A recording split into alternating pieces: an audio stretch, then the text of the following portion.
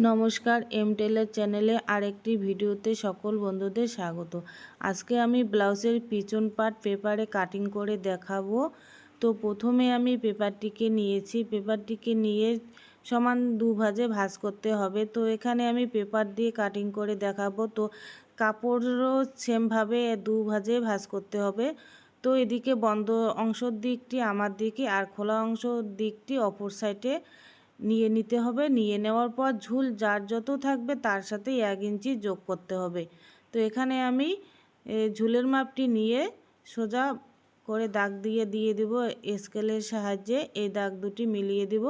মিলিয়ে দেওয়ার পর তারপরে এখন আমি নিয়ে নেব পুটের মাপ। পুট যত থাকবে 2 দিয়ে ভাগ করে নিতে হবে। নিয়ে এখানে আমি 6 ইঞ্চি নিয়ে নেব, যেহেতু 12 ইঞ্চি তো 6 ইঞ্চি নিয়ে নেব পুটের মাপ।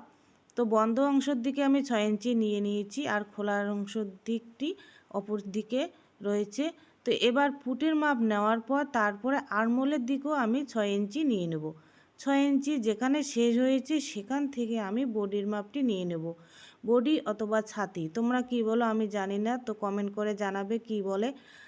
তো এখানে ছাতি যত থাকবে 4 দিয়ে ভাগ করে তার সাথে 1.5 ইঞ্চি যোগ করে নিয়ে নিতে হবে। নেওয়ার পর তারপর কোমরের দিকে সেম ভাবে 4 ভাগের 1 ভাগ নিতে হবে। 4 ভাগের 1 ভাগ নেওয়ার পর তারপরে 1 ইঞ্চি টিকিনের জন্য নিতে হবে। তারপর 1.5 ইঞ্চি আমার সেলাই মার্জিনের জন্য 1.5 ইঞ্চি এক্সট্রা নিয়ে নিতে হবে। তো এবার দাগগুলি নেওয়ার পর এবার দাগগুলি মিলিয়ে দিতে হবে। তো এখানে মিলিয়ে দিচ্ছি।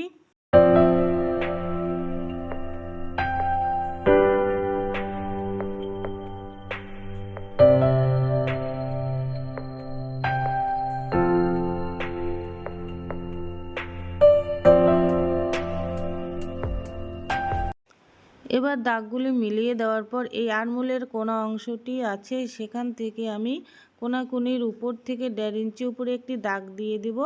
দাগ দেওয়ার পর তারপরে এই দাগের উপর থেকে রাউন্ড শেপটি দিয়ে দেব।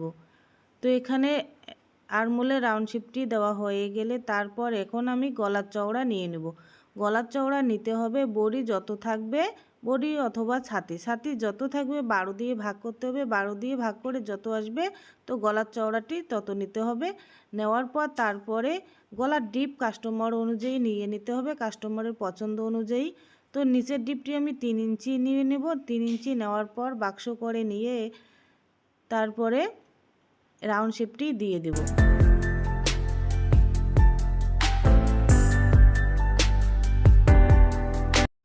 উপর দিকে গলার চওড়া 3 ইঞ্চি এবং নিচের ডিপ 3 ইঞ্চি নিয়ে রাউন্ড শেপ বাক্স করে নিয়ে রাউন্ড শেপ দিয়ে দিয়েছি। দেওয়ার পর এবার আমি গলার ডিপটি আবার নিয়ে নেব 9.5 ইঞ্চি। 9.5 ইঞ্চি নেওয়ার পর তারপর গলার চওড়া আবার 3 ইঞ্চি নিয়ে এই যে পুটের দিকে থেকে এই নিচে একটি সোজা দাগ দিয়ে দেব। দাগ দেওয়া হয়ে গেলে তারপরে এই যে নিচের যে 3 ইঞ্চি যেখানে শেষ হয়েছে সেই কোনাকুনিতে আমি একটি দাগ দিয়ে তারপরে গলার এই দিকে গলার ডিপ যেখানে শেষ হয়েছে 3 ইঞ্চি কোনাকুনিভাবে একটি দাগ দিয়ে দেব। তো বন্ধুরা নতুনদের জন্য এটি খুব সহজভাবে কাটিং করে দেখিয়ে দিলাম। তো তোমাদের যদি কোনো অসুবিধা হয়ে থাকে তাহলে কমেন্ট করে জানাবে। তো আমি এভাবেই আমি প্রথমে মেন কাপড়ের আগে আমি পেপারে ড্রয়িং করে আগে আমি প্র্যাকটিস করি, তারপরে মেন কাপড় কাটিং করি। তো তোমরাও বাড়িতে এভাবে কাটিং করে দেখবে কেমন লাগলো ভিডিওটি। যদি ভালো লেগে থাকে তাহলে লাইক কমেন্ট শেয়ার অবশ্যই করে দিয়ে দিবে। তোমাদের এক একটা লাইক কমেন্ট শেয়ার আমার অনেক উপকারে লাগবে। তো এভাবে দাগ অনুযায়ী আমি এখন কেটে নেব। তো নতুন যদি হয়ে থাকো তাহলে প্লিজ চ্যানেলটিকে সাবস্ক্রাইব করে দিয়ে আমার পাশে থাকবে। তো বন্ধুরা বাড়িতে এভাবে আগে পেপারে কাটিং করে নিয়ে নেবে।